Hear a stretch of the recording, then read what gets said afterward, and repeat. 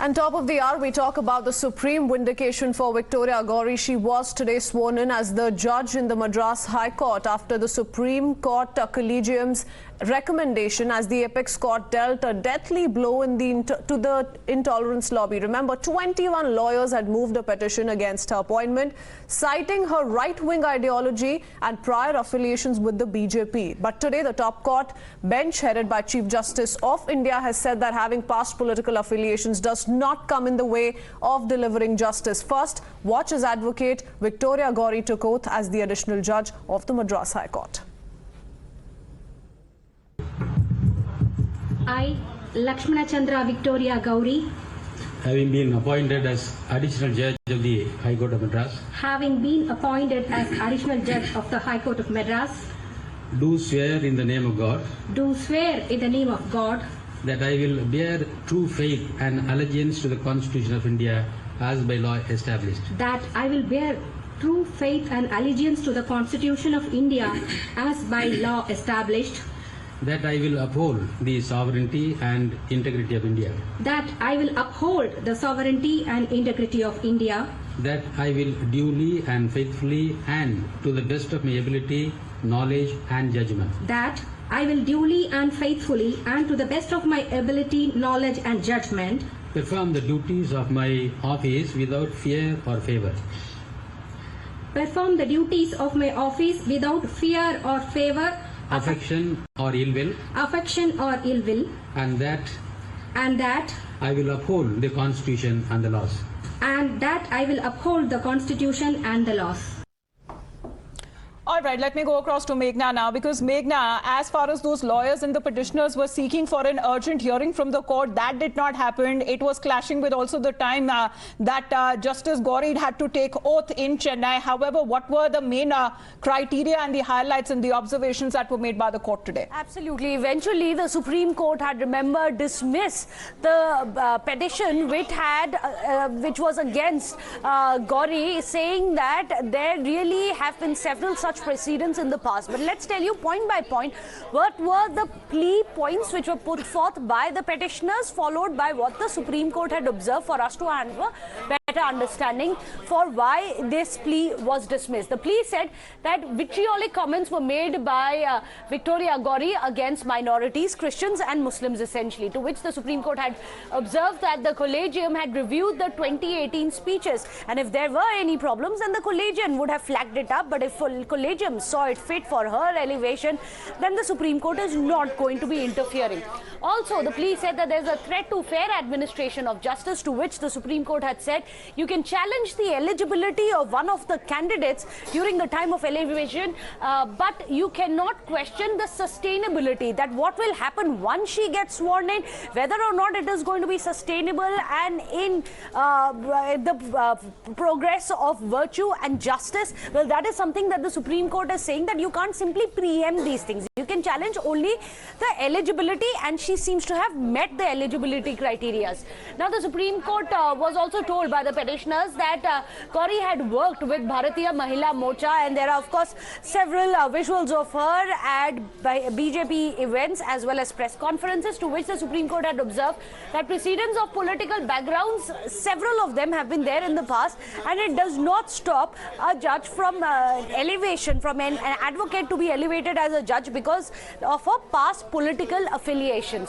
Also, the plea said that she was referred to in Twitter as Chokidar Victoria Gowri, to which the Supreme Court observed you can't act on conjectures and surmises as to what the implications of all of this are.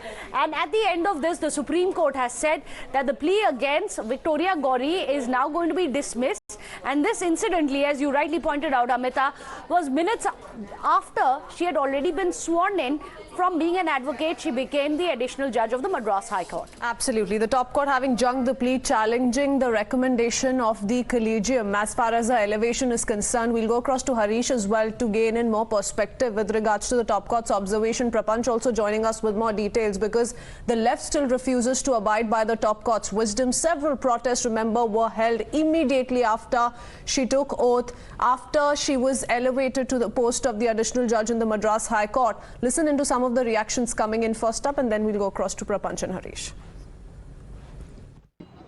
And when they find it that any lawyer or any person of subordinate judiciary is perfect to be a judge of the High Court or Supreme Court, then these cannot be now examined by the judicial side. Then therefore, whatever the court, and we also submitted that there is absolutely no complaint against her with regard to any misconduct, other misconduct or professional misconduct throughout her career. Therefore, the court should not interfere, and the court did. Well, we also have Harish with us. Harish, good afternoon. When it comes to the past, I mean, even when it comes to the ideology or political affiliations, is this enough to cast aspersions over an advocate who has now been sworn in as an additional judge? And this, after, when we look at the procedures, is something that cannot much be done now. After that, she has taken oath. Only a judge can now be impeached. But the merits are here, which the Supreme Court has pointed out.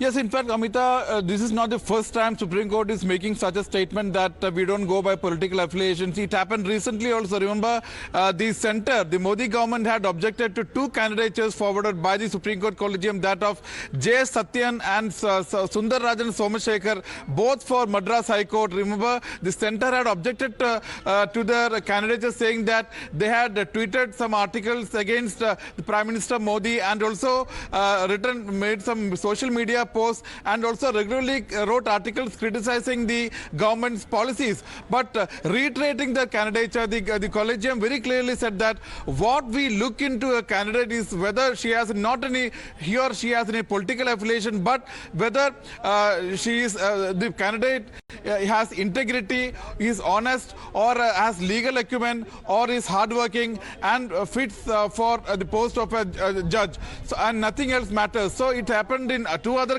matters, and the Supreme Court has made it very clear in this matter also. Remember, even one of the judges in the bench, Justice B.R. Gawai, said even he had a political affiliation before he became a judge, but for 20 years he remains a judge, but his political affiliation has not affected or shown that color in his judgments for 20 years, in his judgments, orders, or remarks made in the court has not reflected his political affiliation, and that is the stuff judges are made of. And Supreme Court has very clearly said that just because a candidate has a political affiliation, that does not disqualify a candidate for being offered a judgeship. And Supreme Court has very clearly said that it does not want to set a wrong precedent, and cancelling the candidate. It cannot direct the collegium to reconsider its decision, but most importantly, it also maintained that in the past the court has can in fact cite instances wherein the additional judge was not made permanent if their performance was not satisfactory. Well, soon after the appointment, remember, a controversy broke out, and if we talk about the ongoing protest, Prapanch, remember the CPM took to streets to protest outside the Madras High Court. Tell us about the voices that you're picking up after she was elevated and also sworn in.